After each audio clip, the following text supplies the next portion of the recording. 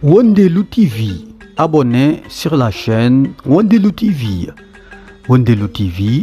di wondelu ci ay xibaar yu leer te wóor. dina ñëw ma tontu leen moo tax arrêté leen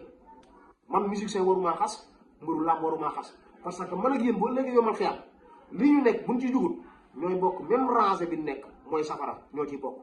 waaw parce que li ñuy def yëpp neexul yàlla ñun ñëpp a yem mais dëgg rek laa man maanaam di boobu dëgg laa damay assumé de li may nekk xam naa ne baaxul su ma ci dee safara laa jëm mag yéen a yem moo tax ma leen xas kon yéen bu ma kenn wax dara muy mbërum làmb muy musicien muy fecckat ak bongo man ñun ñëpp a yem benn nan pour mu leer léegi nag Aziz Aly Ndiaye ak Baye Ndiaye ay promoteur nag dañuy tëgg am po maanaam ñoom foo na ñuy dooleel fu fo mi egsi tey gën a yaatu tey Aziz Aly Ndiaye la ak Baye Ndiaye ñoom seen xaalis yëpp fa la jëm léegi nag yow en tant que oustaz màggee Tiwaawan yaroo fa jàngee fa xam-xam di tiitroo Serigne Alaaji Malick ak Serigne Babacar Sy ak Serigne Alaaji Malick fi mu teg gàmmu nga xam te ne wootewul benn bis bu dul gàmmu la woote ah bind ci ay téere burdu mu tàmbale ko bi weeru bi taroo ay magum jëm kilifa yow Oustaz Modou Fall nga ne kooku ngay tiitroo da ngaa am xam-xam ba pare biir Tiwaawan nga yor fa internat yor fa daara man de du ma la jox sama doom nga jàngal ko mukk parce que nag oustaz dafa fort ndax oustaz ki lay jàngal mooy sa sëriñ man du ma la jox sama doom boo ma doon fay 500,000 par weer man maa laa digagul du ma la jox sama doom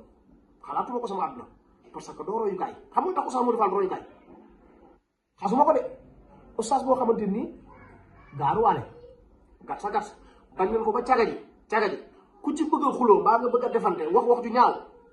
da ngay jël Oustaz Modou Fall téléchargé ko di ko salance sa téléphone estati ko mbaa ngay salance di ko dóoree sa noonu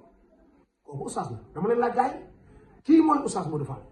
maanaam gatsa waxante wax ju bon ak wax ju ñaaw caga jeeg buyu jeeg bandi ñëpp ak laga jeen ku ci bëgg rek loolu moom Oustaz Modou Fall ngay téléchargé waxtaan wax dëgg ca la léegi ak yow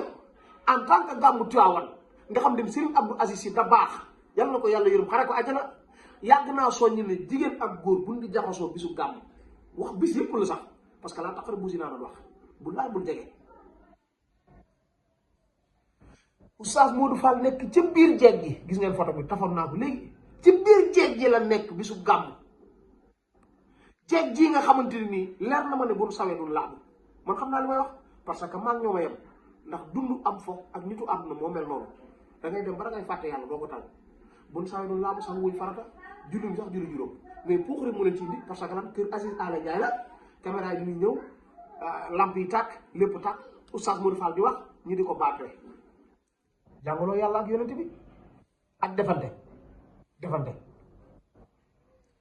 kii moo yor xaalis kii na ñuy wax nangam ak nangam bisu gàmm lan moo ci yoonu ay diw ak ay nangam ak. Le restaurant Passe Food ana ñi ko taamu ci li gën ci wàllu restauration Passe Food dellu si waat na ci accueil bu neex bi avec des filles souriantes da ngay yegsi rek dal di bëgg dans une salle climatisée terrasse bi nag moo dàq ci biir Passe Food alors donc vous avez le choix Passe Food ni dama dellu si waat oo sax nga reetaan ba kontaan Passe Food nous sommes situés sur la route de Yoff en face Ecobank bi boo yegsee ba ci banque bi rek da nga ñuy seen ci bërëb bu neex bi te sell Passe Food le meilleur de la restauration